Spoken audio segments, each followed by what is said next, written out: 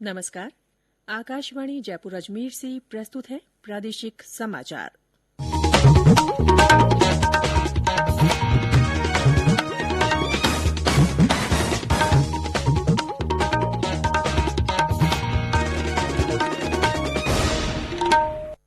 मुख्य समाचार। भाजपा राष्ट्रीय कार्यकारिणी की बैठक आज। आगामी विधानसभा चुनावों और अन्य मुद्दों पर होगी चर्चा। प्रधानमंत्री नरेंद्र मोदी विश्व नेताओं की रेटिंग में 70% अनुमोदन के साथ शीर्ष पर। 5 दिवसीय दीपोत्सव संपन्न। केंद्र ने कहा, पिछले 1 दशक के दौरान इस त्योहारी सीजन में सबसे अधिक खरीदारी हुई। और प्रदेश में सर्दी का असर बढ़ा। कई स्थानों पर न्यूनतम तापमान 10 डिग्री सेल्सियस तक पहुंचा।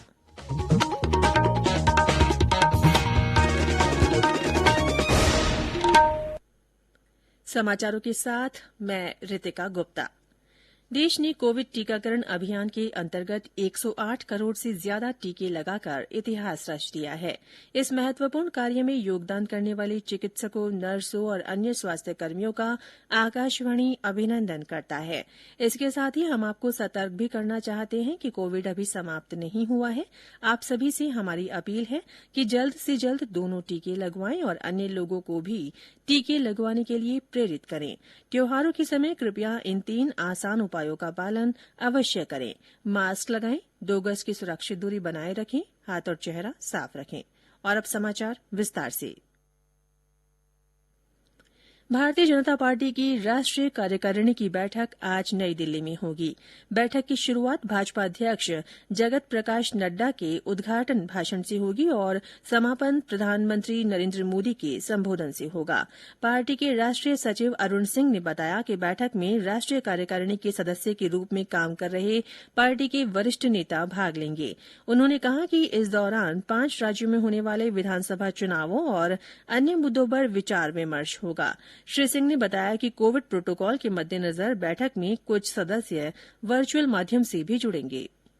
सभी राष्ट्रीय कार्य समिति सदस्यों को यहाँ नहीं बुलाया गया है। इसे संबंधित राज्य के मुख्यमंत्री, प्रदेश अध्यक्ष एवं वहाँ से राष्ट्रीय कार्य समिति के सदस्य प्रदेश कार्यालय में बैठ करके वर्चुअली 2 वे कम्युनिकेशन के माध्यम से चर्चा में भाग लेंगे।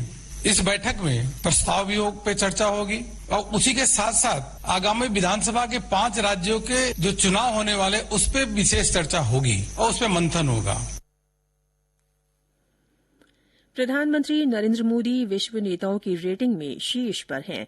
70% अनुमोदन के साथ वे रेटिंग सूची में सबसे ऊपर हैं। श्री मोदी को पूरे विश्व के वयस्क लोगों से अधिकतम अनुमोदन मिला है।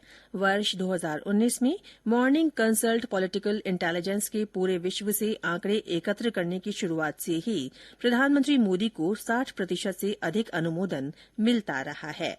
वहीं मैक्सिको के राष्ट्रपति आंद्रे मैनुएल लोपेज ऑब्रेदोर 66% के साथ दूसरे स्थान पर है और अमेरिका के राष्ट्रपति जो बाइडेन 44% के साथ छठे स्थान पर हैं। प्रदेश के 32 जिलों में कल कोरोना संक्रमण का एक भी नया मामला नहीं मिला। पूरे राज्य में सिर्फ जयपुर जिले में 1 व्यक्ति में संक्रमण की पुष्टि हुई। कल इस बीमारी से 4 और लोग ठीक हुए। अब तक 9,45,453 लोग स्वस्थ हो चुके हैं। सक्रिय मामलों की संख्या 44 है। 25 जिले ऐसे हैं जहां फिलहाल कोई सक्रिय मामला नहीं है। राष्ट्रव्यापी टीकाकरण अभियान के तहत देश में अब तक 108 करोड़ 25 लाख से ज्यादा कोविड टीके लगाए जा चुके हैं। 74 करोड़ 10 लाख 33 हजार को पहला टीका लगाया गया है और 34 करोड़ 15 लाख 37 हजार का संपूर्ण टीकाकरण हो चुका है। वहीं प्रदेश में अब तक कुल 6 करोड़ 29 लाख 91 हजार से अधिक वैक्सीनेशन हुआ है। 4 करोड़ 26 लाख 18 हजार से ज्यादा को पहली और 2 करोड़ 3 लाख 73 हजार से ज्यादा लोगों को दोनों डोज दी जा चुकी है। कोविड संबंधी राष्ट्रीय हेल्पलाइन नंबर हमारी वेबसाइट newsonair.gov.in पर उपलब्ध है। बदलते मौसम के साथ ही स्वास्थ्य की देखभाल के लिए अधिक सतर्क रहना जरूरी है। जयपुर के सवाई मानसिंह अस्पताल के डॉक्टर रामकेश परमार ने आकाशवाणी से बातचीत में बताया कि इन दिनों कई तरह की मौसमी बीमारियों के संक्रमण का खतरा बढ़ जाता है। ऐसे में उचित सावधानी रखनी चाहिए और बुजुर्गों और बच्चों पर विशेष ध्यान देना चाहिए। जो मौसम बदल रहा है तो एलर्जी एलर्जिक बीमारियां, कंधे से अस्थमा वगैरह है ये दीजिए, या फिर इन्फेक्शन जो लीवर है, अपर रेस्पिरेटरी इन्फेक्शन जिसमें खांसी जुकाम बुखार और जो मॉस्किटो बॉर्न डिजीज हैं ये कॉमन रहती हैं इस सीजन के अंदर। इनको ध्यान रखने के लिए यही है कि हम फुल आस्तीन और फुल बाजू के कपड़े पहने, सर्दी से थोड़ा अपना बचाव रखें, और जो लोग एलर्जी वगैरह की बीमारियां से ग्रसित हैं, जैसे बुजुर्ग लोग हैं या फिर जो चीज है, उनको सुबह सुबह जल्दी नहीं निकलना चाहिए। धूप वगैरह निकलने के टाइम पर ये अपना ध्यान रखकर हम इनसे बचाव कर सकते हैं। सर्दी वाले समय पर जैसे कि शाम के समय और अर्ली मॉर्निंग हमें थोड़ा बचाव रखना होगा छोटे बच्चों का और बुजुर्गों को, सर्दी नहीं लगे। धुआं उड़ता है जहाँ अपन पटाखे का बोले, कहीं भी धुआं है, या मौसम बदल रहा है, कल फटती है अभी, इन सब कारणों के कारण जो एलर्जेंस होते हैं पॉल्यूएंट, वो पॉल्यूशन की चीजें रहती हैं एनवायरमेंट में, वो इन लोगों के अस्थमा को प्रेसिपिटेट करती है। तो परहेज करके मास्क वगैरह लगाकर धूल मिट्टी से बचाव कर और समस्या होने पर चिकित्सक से संपर्क कर हम इन समस्याओं से बच सकते हैं।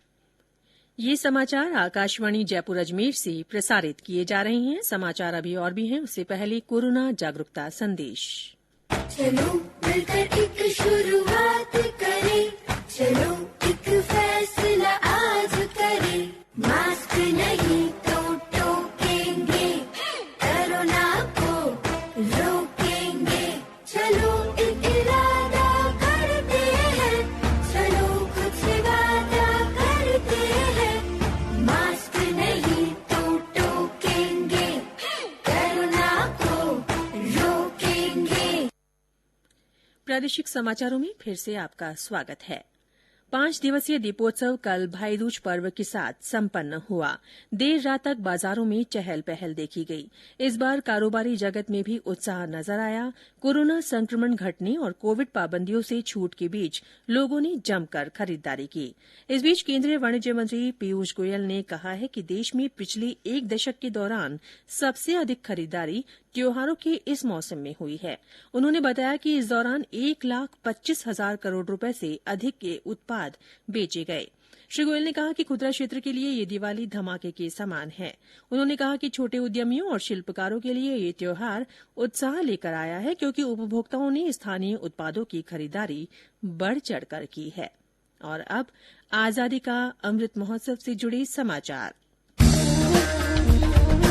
आजादी का अमृत महोत्सव।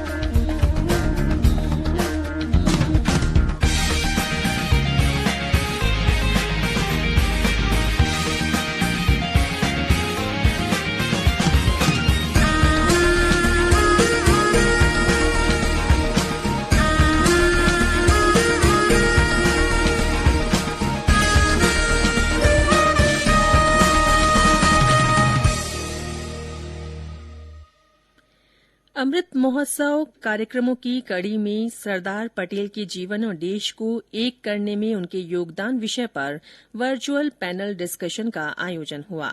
इस परिचर्चा में जोधपुर के सरदार पटेल पुलिस सुरक्षा और दांडिक न्याय विश्वविद्यालय के कुलपति डॉ आलोक त्रिपाठी शामिल हुए। स्विट्जरलैंड के जिनेवा स्थित संयुक्त राष्ट्र और अन्य अंतर्राष्ट्रीय संस्थाओं में भारत के स्थायी मिशन के निमंत्रण पर परिचर्चा में शामिल हुए डॉ त्रिपाठी ने सरदार पटेल के जीवन और भारत की एकता में उनके योगदान पर प्रकाश डाला। कार्यक्रम में संयुक्त राष्ट्र जिनेवा में भारत के स्थायी प्रतिनिधि एम्बेसडर इंद्रमणि पांडे और पूर्व संस्कृति सचिव राघवेंद्र सिंह ने भी अपने विचार व्यक्त किए। इस दौरान स्विट्जरलैंड में रहने वाले भारतीय ऑनलाइन माध्यम से जुड़े।